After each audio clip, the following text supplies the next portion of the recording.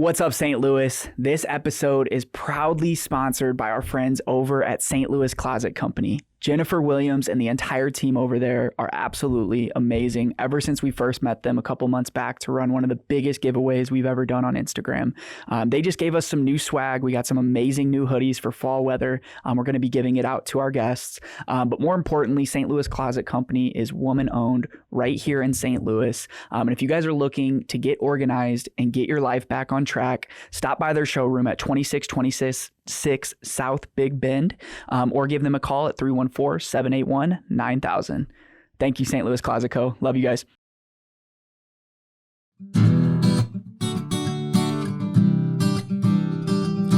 If you want to hear about St. Louis, tune in to the Bucket List Show weekly. Hear what Marissa and Luke say. It drops every Wednesday. Got a dope new guest every single week. Buckle up for the ride. Who's it gonna be? Who's on the show today? They rep St. Louis. What to do in the loo on a late night, or maybe what to do on a date night. Yeah, Bucket List has you covered. They know what's going on. What's going on? They'll give you, 18 different things to do, or 19 if you need one more to choose. Yeah, this city is a place we call home. A place we call home, yeah. Hi guys, thank you for tuning in to another week of episode 86 on the STL Bucket List Show. I'm your host, Marissa Farrell. And I am your other host, Luke Farrell. And we have a very special guest today, but really I just wanted to shout you guys out for listening. The show has grown each and every week, and we're really building a community around highlighting the people, places, and events that make St. Louis special. And we've been having fun with it. So episode 86, you have to. So I'll let Marissa do the introduction. Okay. I know you were reading up on Emily last night. So. I do my homework. I do my homework. Emily Frisella, if you didn't know, that's who we're having today. Welcome to the show. Thank you for having me. Yeah, we're so excited to have you. You're a really big guest, and we're lucky that you took the time out of your day just to come talk with us. Well, thank you, but I'm honored. I'm excited to be here. I know it's going to be a good show. It is. It's going to be great. So you do a lot of things. You are the Jill of all trades, we could say. I guess that's a good way to describe you. You're into fitness. You're into lifestyle. You write books, cookbooks, lifestyle books. You coach. You mentor. You are like insane. Insane. That's really what we're trying to say here. But you have reason for why you do all these things, and so we're gonna get into that a little bit today. Well, a lot today, but we always like to kick it off and just get familiar with who you are as a person, your upbringing. Are you from St. Louis? And you're here now, but I think you went away for a little bit. I was not here as a child. So so let's get into that and just learn about your upbringing and some of those values and things you were taught. Yeah, so I actually grew up on a farm. It was a cattle and row crop farm, about probably an hour and 15 minutes from here. It's west. And my dad was an entrepreneur, owned trucking companies and brokerage firms my entire life, and also farmed. My mom was a stay-at-home mom. She stayed home with myself and my two sisters. I have an older and a younger sister. And, growing up on the farm, I always tease, that's where I feel like I got the entrepreneur spirit, because it's you had to be resourceful and you had to learn to do things yourself. But also with my dad being an entrepreneur, I saw firsthand what entrepreneurship could bring you. And we were by no means spoiled or anything. We lived a upper middle class life, and had the things that we needed in life, and I knew that I wanted to have that, and I saw that entrepreneurship was the avenue to that. And I feel like it's hyper beneficial to me now looking back, because people ask about, with Andy and I all the time, about what's it like to live with an entrepreneur? It's his dad was an entrepreneur, my dad was. All we've ever known our entire lives, or what entrepreneurship looked like. So it actually makes it easy. It's not new. It's not a 9-to-5 thing. So we get that. And I think that's a really good understanding that he and I have. So I grew up on the farm, and I knew from an early age that I wanted to be an entrepreneur. So at 14, I got my first job. I was a waitress, and I worked at a golf course, saved all my money. And then at 19, I bought my first house and gutted that and got it all ready to roll. Wow. And then at 20, I wanted to start my own business.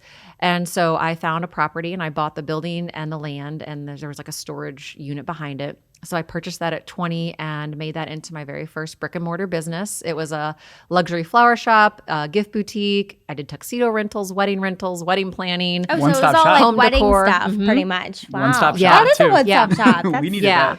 Yeah. So I did that, and I had that for several years. And then I decided to sell it on a whim one night. And I was like, you know what? I'm just going to sell the business. And I put it for sale the next day, and it sold in 3 hours. Wow. And I was like, wasn't ready for that. So it was real when that happened. It was real. Well, yeah, you were like, maybe this will take a couple weeks. that's what I thought. I was like, a couple months, For you know, lease. and yeah, because I did a lot myself, and I had 6 full-time employees at that, but I didn't have a support system built in that was supporting how hard I was working at the time. And that's what ultimately led me to like, well, you know what? I'm just going to put this up for sale, see what happens. Because I was just tired of like the arguments of like, you're working so much and working all the time. Put it up for sale, it sold. And I was like, now what? You know, because that's something I didn't expect to happen so quickly. Yeah. So I stayed on for the new owner for about 4 months to help train them, show them the ropes and everything like that. And then ventured off. Yeah. And then I moved to St. Louis about, I think it was 2011, because Andy and I started dating in early 2009. And then when we got engaged, then I moved in with him. Okay. And then I was a permanent to St. Louis, And probably here you 2011 I moved to St. Louis. Okay. Yeah. So you grew up on the farm. You said West. We're actually kind of from West too. We're like Winsville area, but is that Oh yeah, farther? no, I'm like Southwest. Southwest. Okay. Yes. Okay. Yes. Okay. Yeah. Because I was kind of curious. I was like the farm. So growing up on a farm, I did not know that. Yeah. That's yeah, I grew up- crazy. yeah. Wow. What Yeah, do you that's- think like you learned? Because you mentioned some things you've learned, but like, do you think that that type of childhood has been an advantage to you in your adult life? Massive. Okay. I actually think one of the biggest things is the resourcefulness that you have, because people tease that like farmers are like their barns will be like a junkyard, but it's because they have to keep so many things, because a lot of people, this is like in the agriculture world, you might be, you know, harvesting or whatever you're doing or planting, and then something breaks down. You can't take 3 hours out of your day to drive to the next town to get parts and come back, or they don't have them. So you go and you take something off of something else and you make it work. You have to be resourceful to get to make the timing, because you know, anybody that knows farming, you're playing against Mother Nature. There's no control you have over anything. And I think that resourcefulness really helped me, because when I had my business at 20, I grew up in a very small town, and I went to college. I just got my associates, but I went 6 days a week for a year because I had a scholarship I needed to use. And I'm like, well, I guess I'll use it for this. Because I originally wanted to go to school to be an underwater welder, but the program was so long because I'd welded in high school and built trailers for my dad and other farmers around town and stuff. But I didn't want to wait 3 years to go back to school because I hated school. I didn't want anything to do with it. And I'm like, there's no way I'm going back if I wait 3 years to go. Exactly. So then I kind of defaulted to business management and horticulture. Yeah. And that's kind of where the flower shop came into play. But so I got out of school. So I was out of college when I turned 18. I was out of college. Is that right? 18? No, 19 I got out of college. And then I thought like, I'm doing big stuff here in town. Everybody else is in school still doing their thing, and I'm like owning a business now. And my ego took over in that, and I thought like, I'm unstoppable. Everybody else in school, I'm a business owner. I own my house. I'm only 19. Yeah, exactly. And I never asked my dad for help with a business. I always thought that it was just somehow inherently in my DNA that my dad's a successful entrepreneur. I will be too. That is absolutely false, because I didn't know anything. I mean, I was a young, dumb kid. I knew the only thing I knew about business is I give them a product, they give me money. Right. There's period. so much more to it. Yeah. I learn. didn't understand terms on invoices. I didn't understand taxes. I didn't understand any of that stuff. I just dove in. And if that's not a lesson to entrepreneurship, I don't know what is. It's like they always say, like as an entrepreneur, you jump and then you build the net on your way down. That's exactly what I did. And through this, though, I let my ego get ahead of myself, and I didn't ask for help. And one time I ran into an issue. I was probably in business maybe a year, and one of my employees, and they were all older than me, mind you, and she came to me and she's like, Emily, the bank won't cash my paycheck. And I was like, what are you talking about? And she's like, yeah, they said there's not money in there to cash my paycheck. And I was like, you know that feeling when something's wrong, you get real hot. And then I was like embarrassed because I had this is, you guys, I'm way past the point of like, they didn't have online banking back then. So like people that listen to this that are young are probably like, what why do didn't you you mean? just They look couldn't online? Yeah. This is back when you had to balance your checkbooks and you get I still do that, by the way. I do too, Like, but I'm saying this is where you didn't find out what you were spending. Totally. Like you couldn't And see it in real time. You couldn't see it in real time. It was you waited till the end of the wow. month, and you'd get it by like the third or the fourth of the next month to see what was actually in your account. And I had like 4 months of those just stacked up. I'm like, I don't have time to do it right now. I'll do it later. Well, me doing it later resulted to me not having any money in my account because I was overspending on things because these vendors that I didn't understand terms with and things like that was catching up with me, and I was like out of money. I overspent and didn't have it accounted for. So she came to me and told me there wasn't money in the bank. I went to the bank and I was like, hey, there's something wrong here. They're saying there's no money in here. And the clerk, she said, no. She said, there's $42.86 in your account. And I was like, where's the other zeros? Like this can't be right. And so then I was like, okay. So I was like panic mode. So I ran to my house and got my savings account, went and pulled out cash, put money in my business account to cover the other checks that I knew were going to bounce. And then I had to go back to my employees, and I straight up lied to them. And I said, hey, the bank messed something up. It's going to take a little while to get figured out. I'm just going to have to pay you cash from now on, until it gets straightened out. And that was just like the grossest feeling to me, because I am, one, a terrible liar, and two, I hate that feeling, and I'm just lying to their faces. Yeah. And so the resourcefulness from the farm is what helped me in this point, because I was like, I've got to do something. I have to raise some money fast. And I had hair almost down to my butt at that time, and I cut it all off for Locks of Love, because I knew in our small town, our newspaper went to 6 surrounding towns around us, and my flower shop delivered to all 6 of them.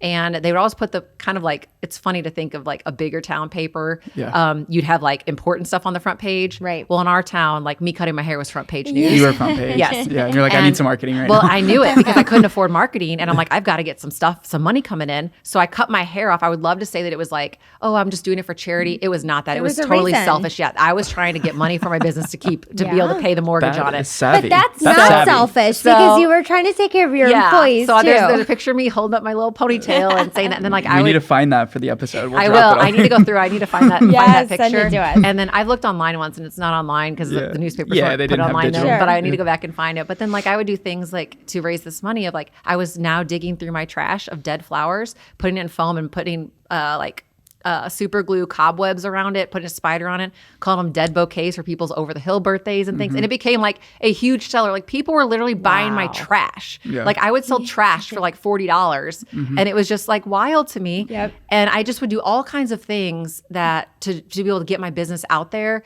And I had to get super resourceful. And then I went from $42.86 to like very high 6 figures within 8 months, just from being scrappy, from me growing up on the farm and having that background of like, I don't have much to work with, but I'm going to make it work. And that's exactly what happened. You have to be scrappy. And even when you're well off, you Absolutely. still have to be scrappy. But I think especially that, now. yeah. And I think that was at the time, it's hard to see that our failures are actually the biggest gifts as we move later on in life. Yeah. Because now I still hold that, that resourceful attitude of everything. And I won't spend money unless I have to. I always think of a way, how can I do this for free or no cost? And if there's not an option for that, then I'll go the traditional route of putting money towards it.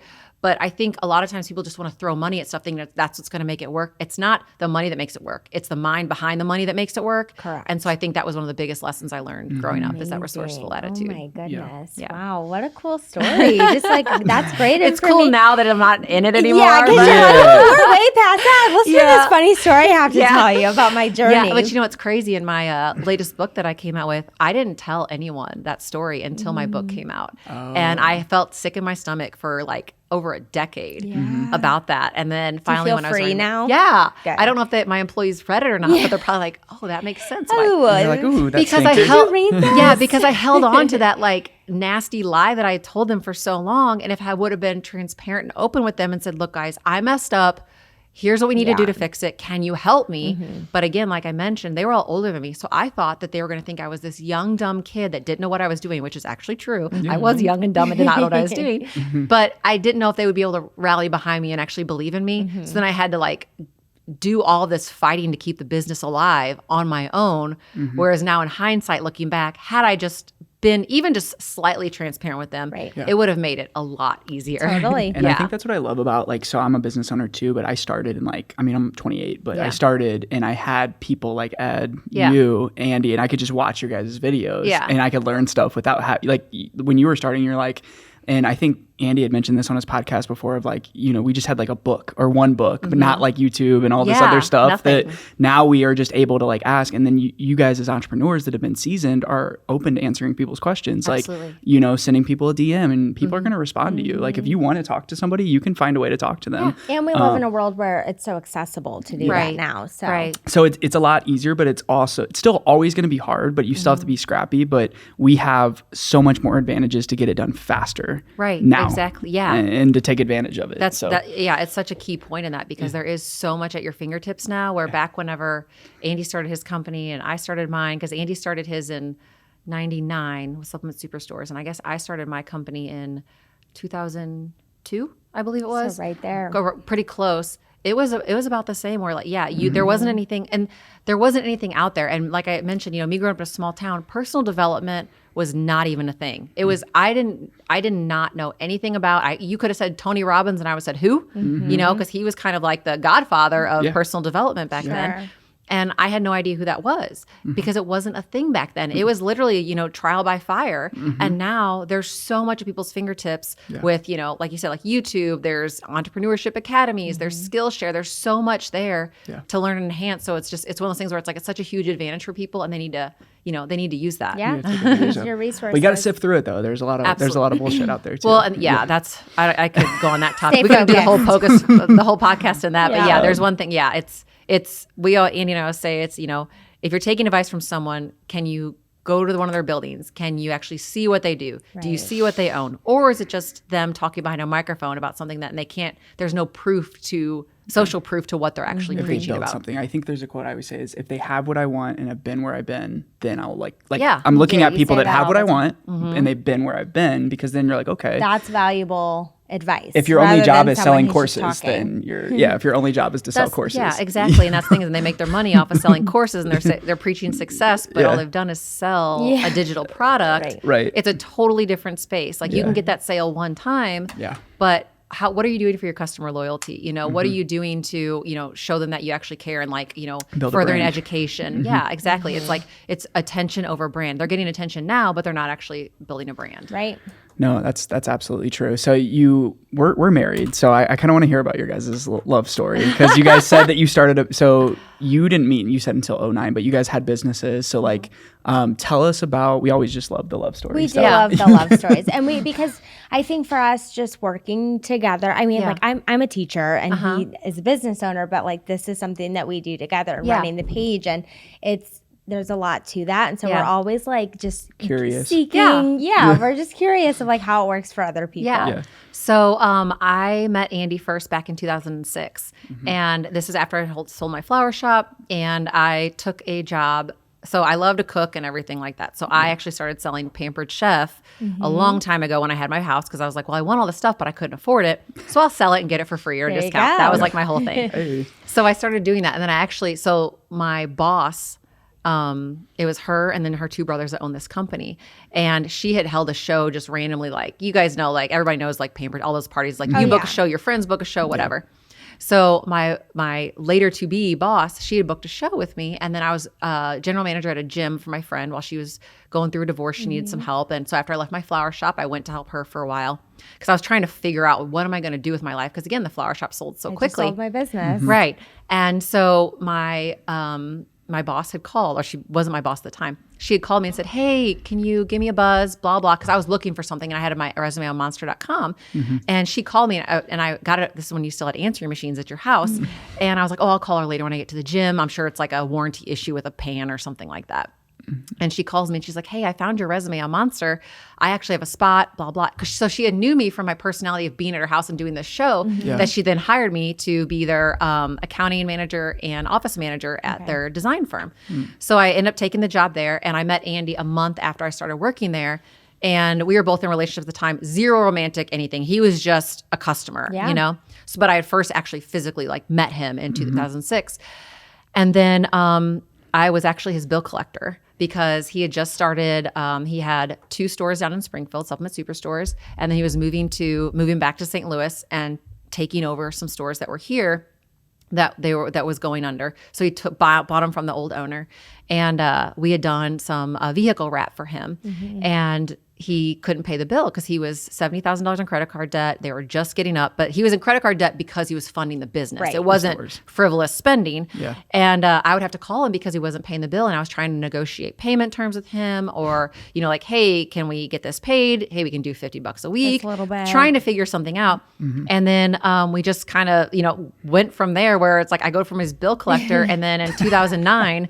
He hung out with my boss, because my boss was one of my male bosses. He was an MMA fighter, and so Andy sponsored him with supplements. So Andy would come in quite frequently, 2 days a week at 3:30 every day, because he would leave the lab where they're starting to formulate first form and things like that. And would come and hang out with my boss, and then we would just kind of chit chat and things. And we were both single at the time, and we went out to a happy hour together, and we've been together ever since. Yeah. And then and then I would come in I would stay in St. Louis on the weekends to be with him.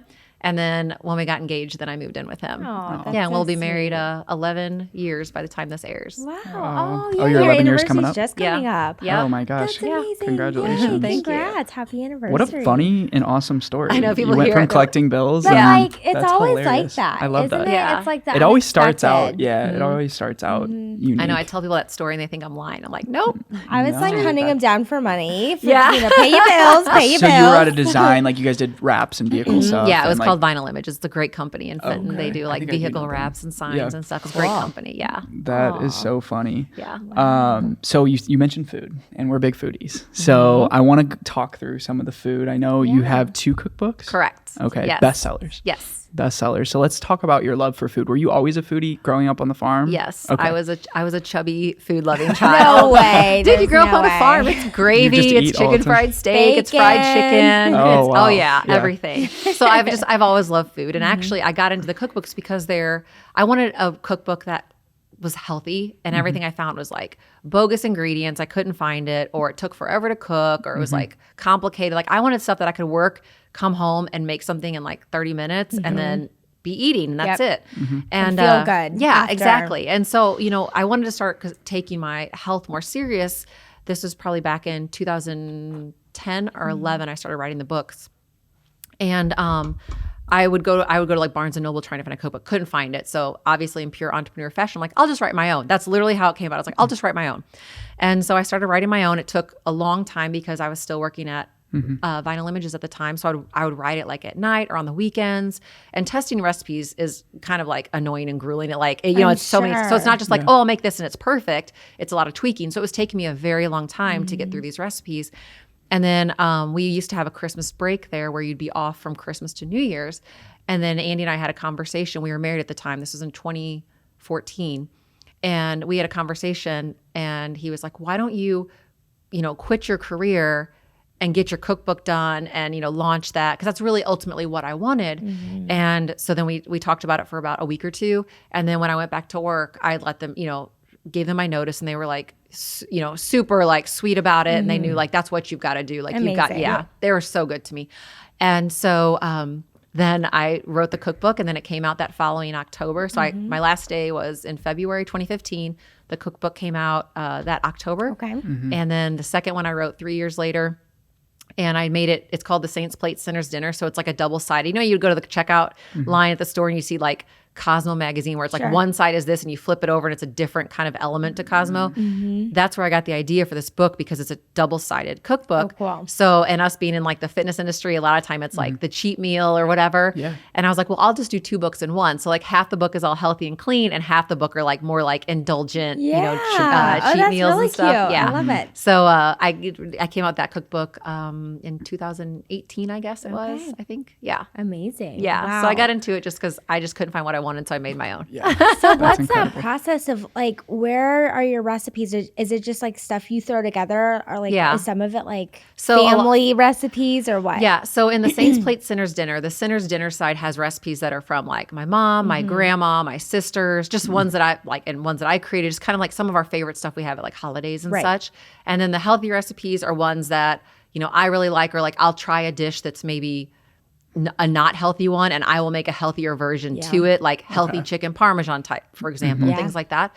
So I'll either use inspiration that I find from other restaurants or other things online, or it's just something where I'm like, what could I make with this? Because I use our first one, protein powders and things like that in some of the smoothies and the baked goods, so you can get that extra boost of protein for your health. That's amazing. Health journey. You Yeah. need to pick one up. We Yeah. gotta So order you're one. still cooking all the time. Just Yeah, different- I don't do the cookbooks anymore. It just got to be, it's a lot with everything that Two's we've a got lot. going on. You got 2 out there in the world. but That's a with big everything else that we accomplishment. have with our businesses and things like that, it just got to be too busy. So I still cook dinner every night for us and everything. I still love to cook, but I just don't do it commercially for cookbooks anymore. Sure. Yeah. No, that's awesome. Yeah, we're such big foodie. I mean, that's are. one of the main reasons What's we your favorite started. food? STL bucket list was because I'm a big, so we're going to New York City. We'll be in New York in a few days when this for 9. episode's out. Or no, we'll be getting back. You should try Quality Meats while you're there. It's the best Quality steakhouse. Yeah, but Meats. make a Meats. reservation. Okay. It's so We've already good. I made 3 reservations in like one night. Is Like, that we weird? don't have a hotel yet, but we have a restaurant.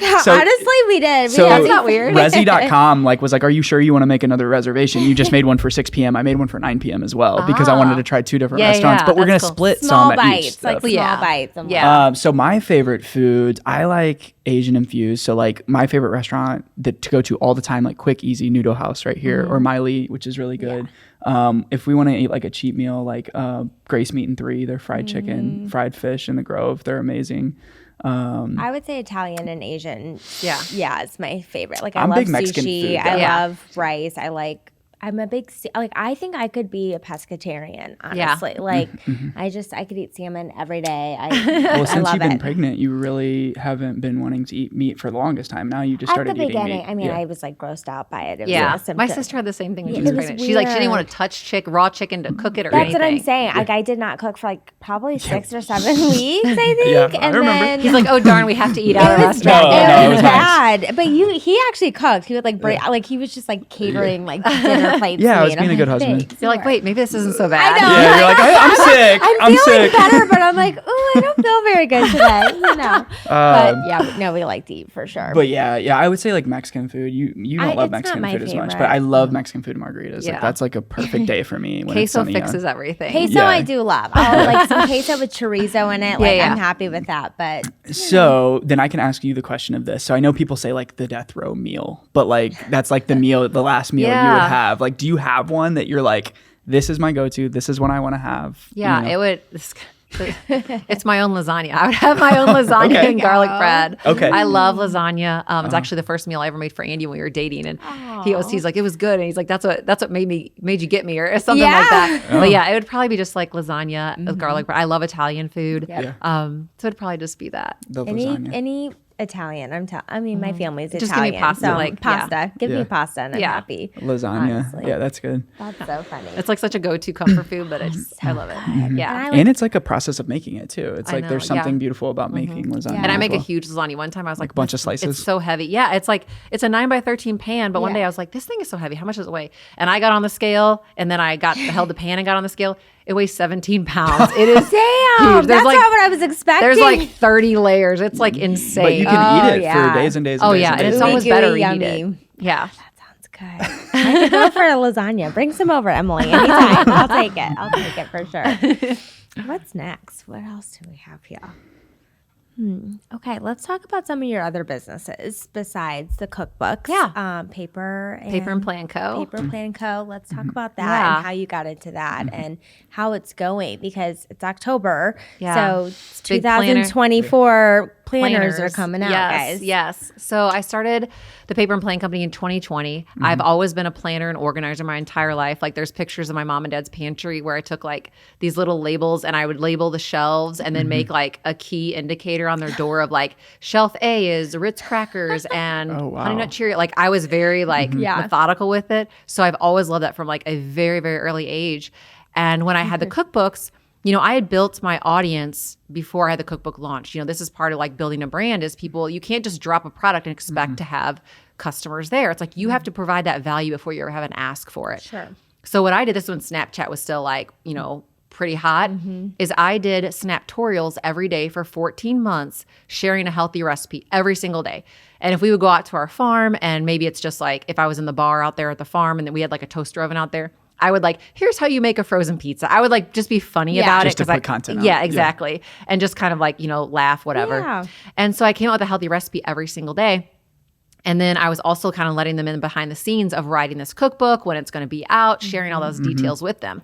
So when I built that audience that purchased my cookbooks, I now had my audience of people that were satisfied with the product that I had came out with. They were engaged followers. And they knew I always shared like organizing tips and things like that around the house or how I do it in business. And I was like, you know what, I really want to create a planner because I've always used planners my entire life as well. And I created a planner under the Fit Home and Health business name because I was like, I want to use this as a test market to see if this would actually be a business. Right. So I had my built-in audience, and I'm like, let me see how they respond to this before I actually go through the work to create an entire company around this base product, because the planner was our flagship product, but now we have a lot of ancillary items around that, like office supplies and things like that. So I decided to launch the planners. I launched them in 2019, and they went great. And then in 2020, I launched the Fit Home and Health ones again. Again, I kept growing with the business of, or with the sales of the planners. I'm like, okay, it's time to do this. So I actually launched Paper and Plan Company in the fall, September of 2020, which is so silly to think about now because I'm like, we're on lockdown. No one's going anywhere. No one's planning anything. And now let me make a planner so they can write like, let me go to the fridge at 9 a.m. Right, It's like, what are they Zoom planning? call with my parents. Yeah, Exactly. Yeah. It's like, what are we doing here? Walk at 7 Yes. o'clock. And so I launched that company, and I always wanted my sister to work with me, my younger sister. She lives in St. Louis as well. And she worked in the law community for 16 years. And I tried to get her to come work for me with the cookbook company, but I couldn't pay her what she needed at the time and things like that because it was just getting going. And so I said, well, let's just maybe table this and revisit it later. And she's also like a type A planner organizer. And so when I launched the company, I was like, hey, how about if we do this? And she was all on board. So she joined me since day one. She's been with me. She's my COO. And so she takes care of so much stuff so that I can work in not only that company, but all the other companies that I either own or work within. And so we started the Paper and Plan Company. It's consistently growing. We have a great team of girls now, and it's just, a small business. We try to, do And as much e-commerce, but you guys are in a lot of stores as well. We do e-com. We're in some stores. We've got a big buyer show coming up later this week, or well, at the time of this recording, it would have been last week. A buyer show to get into more companies. So we're really starting to work out towards that because we've been trying to really solidify our own operations as we grow and change and build, swap locations like we were talking about before we move on. So now we're like, okay, we've got this locked in. We got the wholesale aspect, figured out and fine tuned. Now we're ready to like launch out there. So I think this year and next year is going to be a big year of growth for us. That's amazing. awesome. So what makes your planners, because I know that I've looked on your website and stuff and they're different. They're not like your normal planner. And your guys' branding and design is really good. So I know you spent a lot of time earthy working. and like Thank you. that's It's my like her vibe. speed. It's Yeah. it is. Yep. And I wanted to kind of know, like, because there's a lot of planners, but there's a lot of other businesses, but yours has messaging in it. It has certain goals in it. So tell us a little bit about what makes it different. I wanted to create, again, entrepreneur. It's like I didn't find a planner that I absolutely loved, so I decided to make my own. That's really how it started with the 2019 planners. You bought all different ones. Yeah, and it's like, I buy, and I still every day when I go into a store that sells any paper or planners, I always look at it because, I'm always aware of, it's not that I'm competing with, obviously like everybody kind of is, but it's like, I want to be aware of what's on the market. And I can see, like when there's things that are clearanced out, I look at them like, okay, those are not popular. Those are not selling. I don't want to do that. People are not responding to this. So, but then I also see like, what's not on the shelves anymore, what's selling first, and layouts and things like that, and see what else is going on in the market. But our planners are different. They are something that they're more of like a luxury planner. They're not the cheapest planners, but I'm okay with that because it's got the highest quality materials in it, where you can use that thing and use it and abuse it for a year, and at the end of the year, it still looks new. It's not worn and tattered. The pages aren't falling out. We use a very heavyweight paper so your pens don't bleed. We use a very heavy Mylar tabbing. So the months, I know people that don't know that, like the stationery world. I'm with you. But it's like, we use a very heavy, we have metal enforced corners. We just go above and beyond because I always said like, I can handle if people say I can't afford one of your planners or that's too much money for me. I would never be able to handle it if they said your product is junk because I decided to be cheap. So I would rather be the Rolls Royce of planners versus the little Geo Metro of planners that everybody can afford, but it's not the best quality. And it's a year-long purchase. It's not just, No, but that's very true because I'm it's $1 a week to have my planner, essentially. I'm very, very type A. She's exactly like you and your sister. And like, I live and breathe my planner. Like writing, like I can do the phone planner, but like writing it down for me and seeing it and crossing things off, like I need that to feel like accomplished. Well, studies show that it's actually more impactful because you get more done because you have it in front of you. Because like I have to do the digital with one of my teams with our media company. I do digital for all the guys to be in on, Yeah. but I still transfer that to my paper planner because my paper planner is what holds all of my company stuff. It's like my Bible to my entire life. That's how mine yes. is. Yep. And so I even have in the front of my planner like reward if found. There you go. Yes. Seriously, back like to that me. is my Yeah. life. The Yeah. digital account, like they just don't do it for me either. Like I'll I just have forget to some write it stuff down. and like it's just hard. But like when I'm looking, like at the end of the year or whatever, I'm like, oh, there's always something I'm not happy with. Yeah. So I need to switch gears in Yeah. So we just, 2024. so it's got like the monthly layout. You can put like your goals for each, you know, for the whole year in one spread. Cause like I don't want the planner that you have to plan to plan. What I mean by that, it's like when you have to go through almost like an essay of like, how are you feeling today? What's your affirmation? What's your vibe? What's your this? What's your that? What are you happy with? What are you not happy with? It's like, that's too much. I just wanted something that is beautiful, functional, and gets the job done and not a whole bunch of flipping pages or anything like that. So I just wanted to like, cause life is fast paced. My life is fast. I want to be able to open it, write it down, close it, and it's done. You're done. Exactly. Yeah. Yep. Exactly. That's awesome. Congratulations on the growth on that. And it sounds like with the new location, you. that's going to be amazing. So Yeah. you do a lot of other stuff. I know we keep talking about it, but the Women in Business is really cool. I used to have an office at the Spark Co-working, which was above. It was right above where you guys did it at Lowe's. And I saw you guys there one day because I was out on the patio. And Jillian is a friend of the show. She was on there. And Katie Collier. Katie Collier is a friend of the show too. So. One of my really good friends, Megan Keevan, like, do you know who? Yeah. So she loves you, and we talked so about going to it last time. She I invited think. her, but she's like, I'm a think I teacher. was I'm a gone. business I don't owner. And it know. was like something we were out of town. And like she's a teacher and she's like, I know I get value from it, but it's like, it's really for those, like, you know, like you said, like and the people Megan's a that are in badass in what she's doing and is like on this path of like life and like her own business. And Yeah. so like, it's just, she inspired me to know more about who you are awesome. too. The one you guys just did looked incredible. Thank I you. mean, it Thank looked you. like the gold, the white, like you guys Thank go you. all out. So tell us about what people can expect. Is that a one-time event? Can they join your guys' group? Yeah. What is that? I started it, we just had our 6th event and I hold like 1 or 2 a year. So it's very small because again, with all the other businesses and stuff we're doing, it's hard to like have that time. So it's not like a paid membership or anything like that. Okay. It's something that I just started because again, I couldn't find a women's group that I liked because I am not the frilly frou-frou glitter girl. Like I don't want to be told that I am enough and I am amazing. I want to be, you tell me what to do and I want to get it done. Like I am just that, like, I don't need all the other stuff. Just say like, here's what you got to do to grow. This is what you need to do to make the impact. Now go out and Not do like it. a cheerleading group. And like, go girl. yes, Like, it's and like I that, couldn't find a group that was that. It was too much of this wine and paint or you're dancing in the aisles or on stage. And like, that is not my vibe whatsoever. You're a realist. Yeah. And I'm just like, dude, let's just have something. Yeah. Let's just have something where we can all get together that are like-minded women and learn and grow, that just they know that glitter doesn't pay the bills, that it's hard work.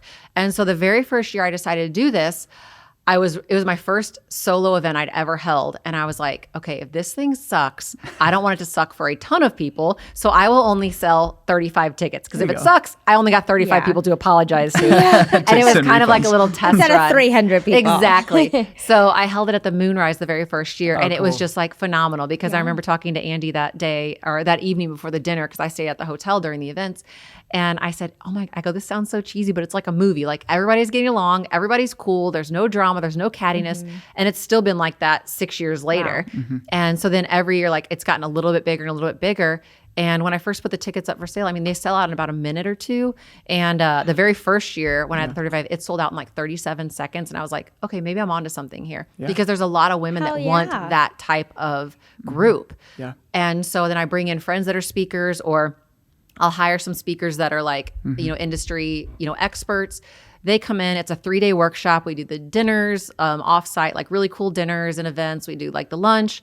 We have the workshop space. We do headshots. That way, every time someone comes, they have a nice, fresh, professional headshot to have. We have a directory, which is kind of like the yearbook of everybody that was there, so they know exactly who they are. So when they connect and you leave and you're like, oh, who is that girl? I can't remember her name, but she does this.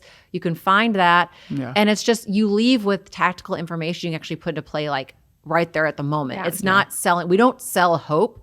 We sell you information. And, the tickets, they're, like I said, they go fast, but like I put all of that money into the event. That's why it always looks so good because the tickets are about $2,500 per woman. But that all goes into the event because I want this as a community builder. And I oftentimes tease that it's almost selfish of me to have it because it's like, I just want to make friends. And now I know all these girls, they're the same as me. And I've made so many friends that I talk to on a daily basis through that. And we help each other through our problems. And nobody's like, nobody has a big head. Nobody thinks they're better than anyone else. It's just in our private. Yeah. We have a private Facebook group for everybody that's ever attended. And it's like, hey, does anybody have a tax person that can do this? And everybody's, if they're not one of them, they will refer you to someone. And those referrals are gold because we all have the same, core values and the mission to, what we want to achieve in our businesses. So even bigger next year then. Oh, yeah. It just keeps getting bigger, baby. Yeah. No, it was Where great. is it going to be when next year? It'll be July of 2024. Okay. Yes. Yeah. And tickets usually go on sale in March because it takes a while for us to get it because we do a lot of personalization stuff and we do a lot of like special things. Sure. So we need a longer lead time because then to get things designed and created and stuff. So tickets usually go on sale at the end of March. So if someone is listening and they're like, I have to go to that next year, what does that look like? Where can they find? Is it on your website? Or where? The best thing. Just go to emilyfrisella.com and then they can go to the Women Business tab and they can sign up for the email list there and they get the emails of because I always let people know it's coming. Hey, here's the dates. This is the price. This is what it includes. This was it does it because I don't want people to want to come and they go on the website and they're like, oh, that was, the wrong days or, oh, that's more than I thought it was going to be or whatever. So I let people know exactly what is coming up and the time that tickets are going to go on sale. And then it's literally first come, first serve. Nobody gets first dibs on it. It's like you get on there at this right time, you get it. And I have no control over who gets tickets or not. I love that. What's your favorite part of the workshop? Like, what do you always look forward to every year the most? The dinners. No. Yeah. We like to eat. Did you guys know? I say that, but it's actually, I say that jokingly just because we're talking about being foodies and stuff, but it's also true because that's the time where I get to mingle and really talk with the ladies. Because during the event, I'm on stage speaking or the other women are speaking that I have come in to be guest speakers.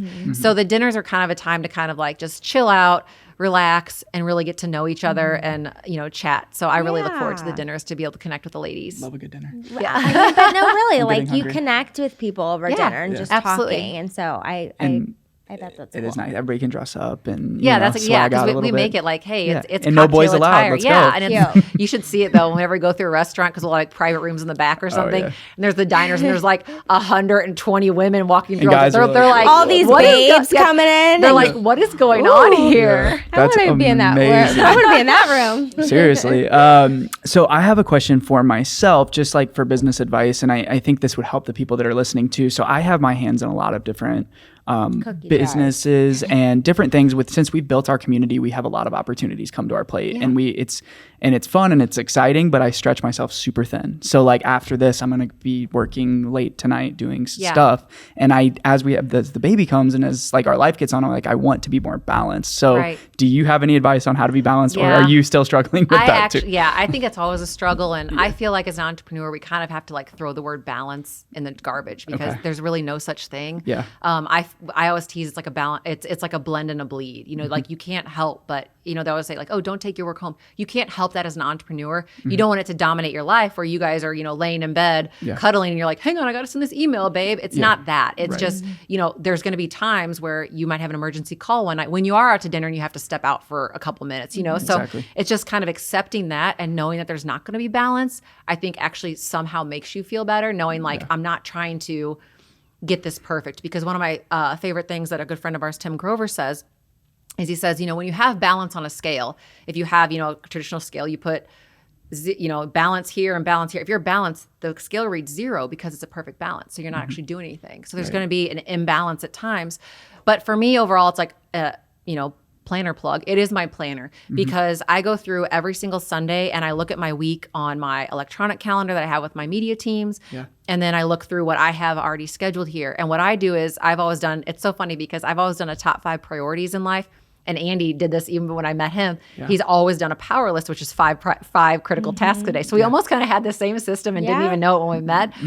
So I take those 5 things and I put 5 things down every single day that I have to get done no matter what. And that could be something like editing a new book or even just making a phone call or following up with someone on something. Yep. And I write those down and then I have obviously my regular appointments and stuff. But then I know every week I feel I guess if you want to use the word balance, I feel balanced inside knowing, okay, I've got it all planned out. And if as long as I stick to this plan that I wrote to do on Monday and Tuesday and Wednesday and so on, I know I can get it done and still feel relaxed and enjoy cooking dinner that night and enjoy eating dinner. And then if I need to pop on my computer for a little bit after to do emails, I'm okay with that because I had that time because that's just with Andy and I, with what we do, that's part of the deal. Like we eat dinner together, we hang out together, but then he might need to go make some calls. I'll do emails or make calls. Yeah.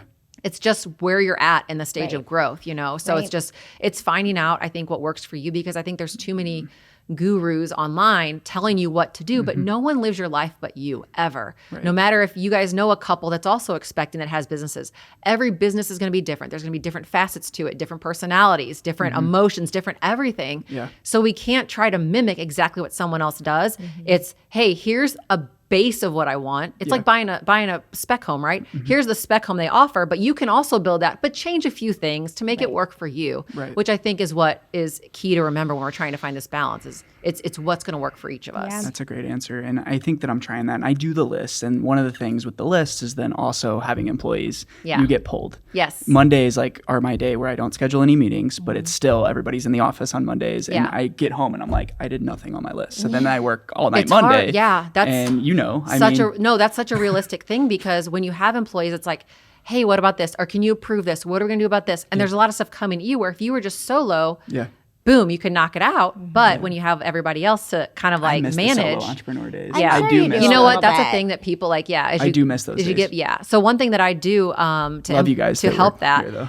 is I do something where I do like dungeon days, and that came about from our very first, our last house, and I called it dungeon days because my office was in our basement. It was a spare bedroom, and it had one window in it, but the sun never really came in that window, and so I was like, oh, I'm in my dungeon. So I coined it dungeon days, and this is kind of how I got into the organizing space as well, because I found that where it's like we're managing so many different things, and I got to the point where like I had no time to actually do the things that I needed to do to work on the business. I was so busy working in the business. And so this dungeon day is a day that I take no phone calls, no meetings, no nothing. That's like no Zoom calls, anything. And then what I do is I get all of my loose ends done, or all the things I need to propel myself forward, or at least keep my head above water in the business on that day, because everybody knows Thursdays are Emily's dungeons days. She'll only do the bare minimum for something what my teams need. But other than that, I'm in there doing whatever I've got to get done to catch up. And that's been a huge, huge factor in what I'm doing, because it's the only way I can keep up. Because as you know, the more you take on, the bigger you grow. People look at that and think, wow, that's so awesome. You're involved in X amount of businesses.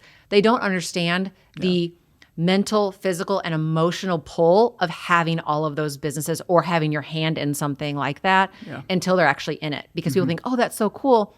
Yeah, but I don't have any hobbies anymore because my hobbies are work. I'm like, that is not cool. I'm like, no, it's cool. Like you're doing a lot, but I'm like, that is a lot. Because you get it. You know what I mean? Like it's a lot. And it's like, it's kind of becomes its own animal that now you're trying to tame this animal you built. The other day too. I'm like, we're like, best month ever, made whatever amount of money. It's like, but I didn't even get a chance to enjoy it or spend it. Yeah. So then I'm like, okay, like when I was a solo entrepreneur, we could go spend the money and do something with it.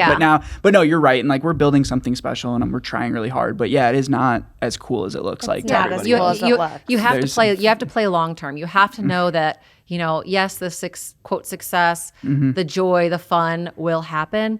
But when you're in that growing phase and, really building stuff, you have to know that, it's not a sacrifice, it's an investment. Like you're making an investment for the future that you want to build. Yeah. You're making an investment right now for the future you want to have for your child, So it's understanding that. And I think that's one thing that is really hard for couples that are not, one is an entrepreneur and one is not you guys, because you guys get it. But I'm just saying like in general, because I get asked that a lot by people. They're like, hey, what can I do to tell my husband or my wife? Yeah. Like they rag on me a lot because I work too much. And I'm like, well, like you're working towards a life that they are a part of. And that's a very key element, because they're not working just for the fun of it. They are busting their butt every single day to provide you the life that is comfortable, or for your future, or for the things you want, together, or whatever it is, or for your children to be able to play certain select sports teams, whatever it is. So it's sharing that vision with your significant other and knowing like this is a journey for us. I'm not selfishly, enjoyingly, grinding my face on a cheese grater every day. Not spending time with you. Yeah. Like I would love to. So I think it's really important for couples to,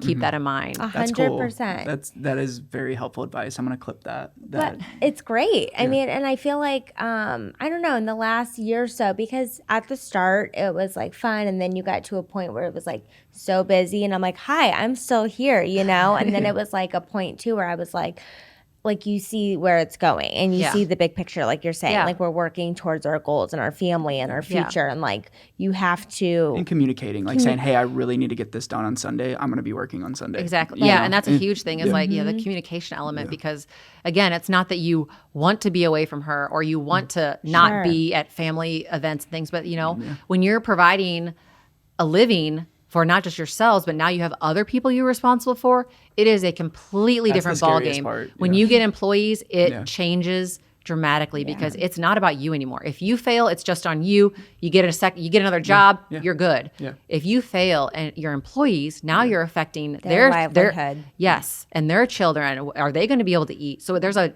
different amount of pressure when you start getting employees than when you're a solopreneur. Yeah. Mm-hmm. Yeah. And it's just a special part in like building. And I think it's cool what you do, because I try to do the same thing. Like my friend works with me, and like it's fun building with people. Yeah. The podcast we build together, and like you and your partner build stuff together. So I want to talk about that real quick. I know we're going a little long, but building with your partner. So you guys have a lot of stuff that you do together, but a lot of stuff you do separate. Correct. So how often does that intertwine? And do you guys get a chance to like talk about your day at the end? Like, hey, I did this. We always do. Yeah. Okay. Yeah. We actually have a really good balance. Garbage.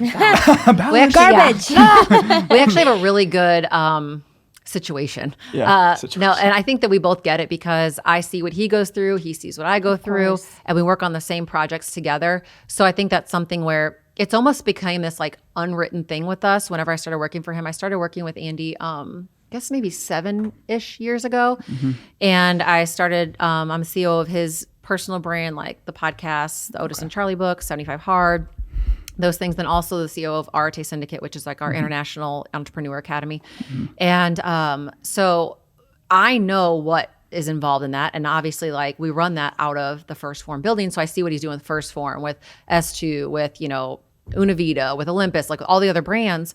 So I know what he's going through.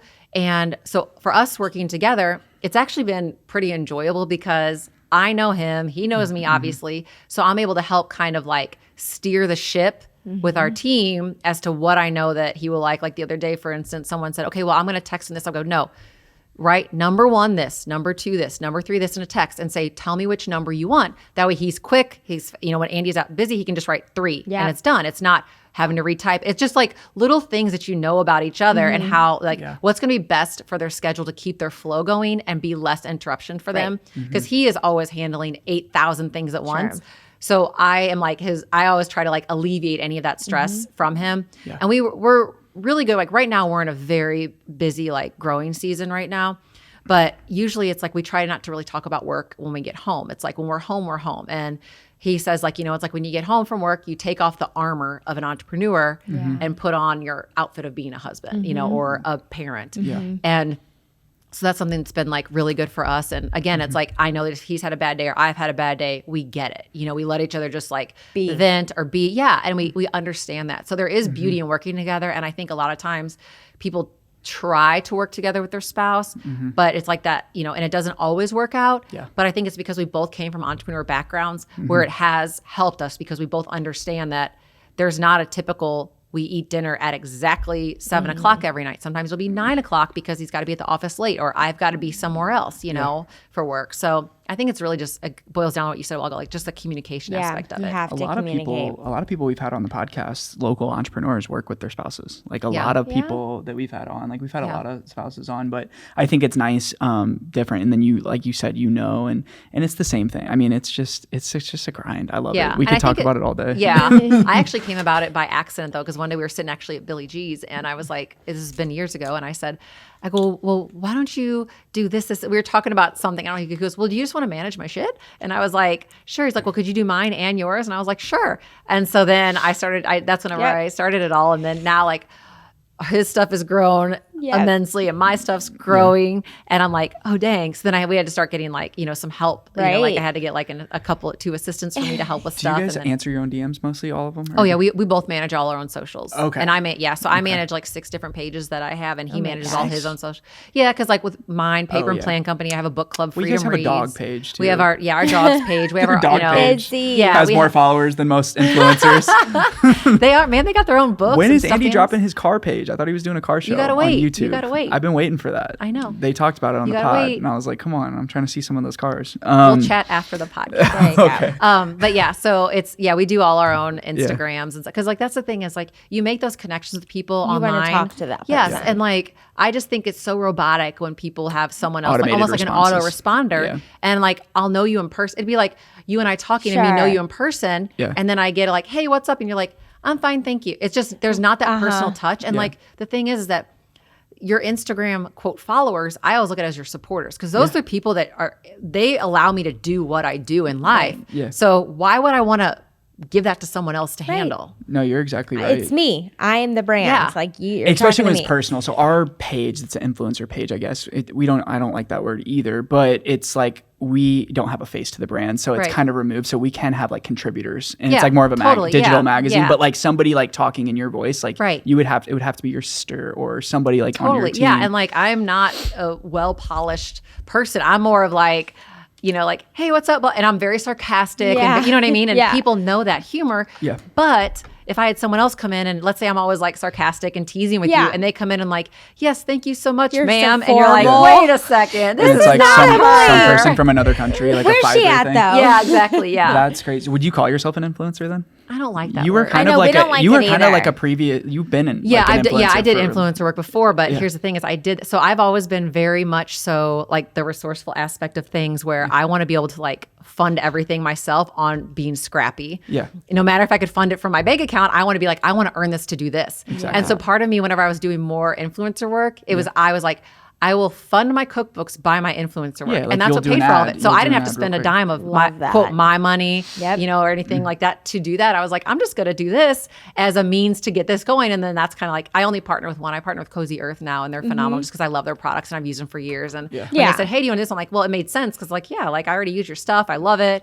And I believe It's in it. authentic. But then you get to a point where you're so big, and then you're like, I have to be really careful about who I partner with, because the last thing you see these influencers, they're all doing the same one, and then that company comes out and something bad happens. Well, and that's what's so bad is that I think a lot of times people are so hungry to be influencers. There was a study done in early 2022 asking Gen Zs what they wanted to do in the future, and it was actually there was not a doctor or a lawyer. It was a YouTuber, a blogger, influencer, and like 2 other random things, but all basically like social content. Yeah, he wants to be a YouTuber. Yeah, I'm like, okay. and the problem is like, what happens when that stops? That's not an actual career path, and you want to be an influencer. And the problem with that is people actually lose so much value in their own personal brand by being an influencer to everything, because they take every single deal. They'll do whatever for $20 or $2 million, whatever and they it is. contradict each other, And then, or it's not and true. then all they post is, sales things. Their page becomes a promotions page essentially, and they'll be like, "Oh, here's the water I drink today. I feel so great using it." Then a week later, here's the water that I love. You guys, use my code, and then you can't. They're losing trust in their supporters through doing that instead of being strategic with it, partnering with brands that they actually truly believe in, that they want to have a relationship with long term, instead of just chasing that dollar. It's very quick and getting to make a bigger fast amount with the other brands because it's more effective. Exactly, and the less you actually influence, the less you promote for other things, the higher other companies will pay you, because they understand like I'm the exclusive. Yes. Yeah. But I just wish people would, understand the younger that. generation, you understand, like, you're devaluing yourself They as a just brand. want to be out there so bad. Right. Like They're waiting for that break. They're waiting to go viral. They're waiting Yes. for the, you know what I mean? It's always that next thing, but it's like, It's not always tangible, guys. quick money isn't good. You got to play that long game to like think of what's going to be best for me in the future. Yep. Because again, you become a product pusher. Yeah, you're an ad. You're an ad at that point. Exactly, And yeah. it doesn't even sell. Like Right. and this is something that like a lot of the mommy influencers will do, is like the Amazon stores. Oh And my it's just gosh, like yes. pushing Amazon, and I'm like, oh, I just I know. wish that it was like we would do that for our local businesses. Exactly, yeah. And I don't know how much you make. I'm sure they make tons of money. Maybe I don't even know, but like Yeah, I know, because like I have like an Amazon store, because everybody can have an Amazon store, and it's like you get like a small bounty. It's like fraction. It's like here's 1 penny for the $800 you sold. But You if know what I they mean? It's push like the so tiny. website directly, then that Yeah. person would get, Yes. and all that. But Yeah. It happens. So. Well, Emily, you're truly amazing. Like it's been so fun talking to you and just getting to know. I know, like time flew by. it did. It really did. And I feel like I just got to know a lot. And if you were going to, like, what's your mission in terms of like all of the work that you're doing? You're doing so much, and I feel like you're very like people driven. Like, how can you help people? I don't want to speak for you. That is because that's like my book. It's relationships first, people, passion, and profits in that order. Because it's like that's why it's a subtitle. It's like it's people first, your passion, and then that will bring your profits. Yeah. But my thing is, it's like all about impact. It's creating community. It's creating something that people can feel good about themselves, and it's anti all this guru crap you see on the internet. It's like I want people to have real connections, get real knowledge, build real companies, and that's what I want to give to them. That's why, like with Business Coach, I want to be able to truly help people make a difference in their lives because that is super enriching to me. And like the more you help, funny, but the more money you make when you do that, because it's not about you anymore. It's about serving other people. And that may sound a little hokey, but that is true. It's like why I do everything. It's like I wanted to lose weight and get in better shape, so I wrote cookbooks, and that's helped a lot of people. Like I remember a Domino's pizza guy was delivering to our house years and years ago, and he's like, "Are you Emily?" And I said, "Yeah." He goes, "I had your cookbook." He's like, "I've lost 110 pounds of recipes and blah blah." Then I saw him 6 months later, and he was telling me that he was now able to go hunting again because he couldn't walk through the woods before because he was hurting. Yeah, he was and he was able to take his son hunting, and it's like those kind of things. It's like, and I remember getting the pizza, and I walk by, it's like, oh my gosh, he is so nice. It's like it's those kind of things that really make an impact on you. Yeah. That is true. It is nice to like step back and like see it. And now you get to touch like with all your coaching and all the other things is like now you have thousands of people that you're touching. But even in if different it is ways. Just one, and like you said, it when you help people and you put, I like that, people, passion, profits. We can maybe name the episode that. Maybe I don't know. Well, that's the book, so you can pick up the book and read it. But yeah, we could read the book I'll have too. to send you guys some. Yeah, we'll have to read the book. So my last question is the STL bucket list question. This is the one people have been asking about this. They're like, what is Emily Frisella's STL bucket list?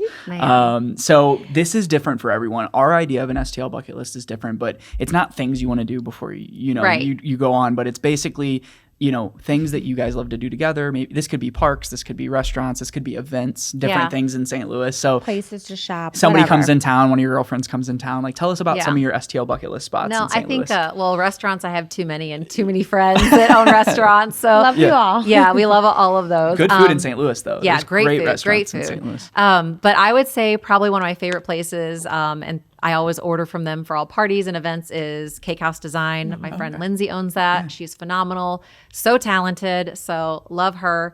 And then, I love Kirkwood Farmers Market as well. So I would probably say those two things are for sure.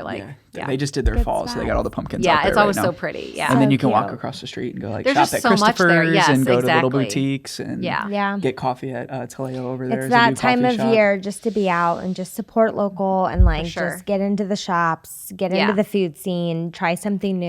And I think people are trying to really start to push that local vibe now more. And obviously with everything COVID and all that kind of stuff. It's like people are they're shut down now. They're like, I want to support local. I want to shop small. And people feel good about that, And I think that's one thing I think that's important for people to understand is that it might cost you just a little bit more to shop local because these smaller companies and mom and pops, they don't have the buying power that Walmart and Target has. Right. And so it's like, you have to know that. And you know what? Yeah. I am helping them feed their family and their employees. I'm helping my local community. So I think that's something that I really see more and more people doing that. I agree. It's refreshing. I think we do, when the Normal brand was on here, we were like, obviously COVID was horrible. It was it was just a big, long, dragged out thing. But it really made people step back and say, okay, what's important to me? Is it getting convenience and going through a drive-through, or is it waiting 45 minutes to get a burger from this place because it's local? And I was driving the other day, and I always go to local places, but I had thought, I'm like, man, I'm just really hungry. Let me just grab something. And then I was like, no, I turned the other way and I waited, got out, ordered at the counter, went back in the car. But it was just a moment where it was High Point. Shout out High Point. I love you guys. High Point burgers are great. But we love them. Yes, we do. We all three love those. Do. Yeah. So, But yeah, it was that moment, and it's like we're building a business that supports local, so it's like, you know, it's really important for us. But yeah, I think that that was probably like, if you want to say there's good things that came out of it, was like, hey, let's slow down for a little bit, and you're like, okay, what's important to us? But Kirkwood Farmers Market, that's a good. We STL haven't been bucket yet. list. We need to. You'll have to go next year. We go to Tower Grove. We go to Tower. We live by Tower Grove. That's so we always go there. But yeah, all like that can be our weekend thing with the baby. Is just all the farmers. We're gonna be at all the. That's gonna be the most foodie baby ever. Yeah, our bucket list is gonna change now. Like all these things, I'm like, man, we need to feature some daycares, and we need to be like, we're gonna be mom bloggers after this.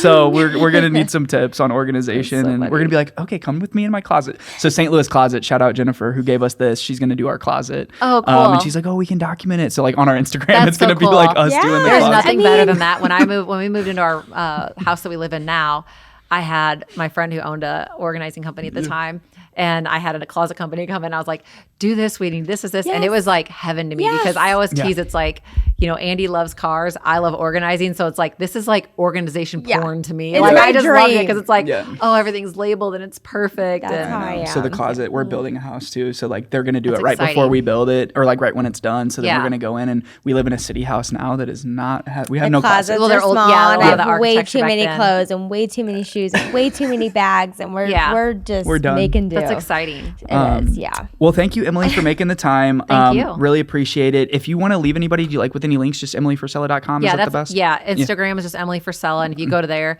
then you can find every single thing in my little link in bio thing. Dope. Appreciate it. Support. Thanks for having me. Appreciate it. absolutely. You're It's awesome. fun. Bye, guys. See you next week. See you next week. Hey, St. Louis. My name is Peyton Gillis. I'm a CPA, and we help business owners, real estate investors, and other professionals use the same tax-savvy strategies utilized by the ultra-wealthy in corporate America to save thousands in taxes each year. I'm very excited to be hosting an advanced real estate tax planning workshop. The event will be held live in O'Fallon, Missouri on October 26th, with an option to attend virtually as well. The goal, to help educate investors and professionals on how to leverage the lucrative tax benefits of real estate to improve their ROIs, increase their overall portfolios, and accelerate their wealth building journeys. So whether you're a new or a seasoned real estate investor, if you're serious about building wealth through real estate, I promise this will be an event you do not want to miss. Ladies, gents, your Tacova store is now open at Plaza Frontneck. If you're on the lookout for a great pair of boots or fine Western goods, stop by Tacova's at Plaza Frontneck Mall. Grab a cold one and let their knowledgeable staff get you fitted and acquainted with a mighty comfortable, handcrafted pair of boots that you'll enjoy for years to come. Each pair are quality made to keep you in a personal style that's all yours. Head over to Plaza Frontneck, step into a new pair of boots, and don't go gently. Today they rep St. Louis, yeah. They rep St. Louis. They rep St. Louis.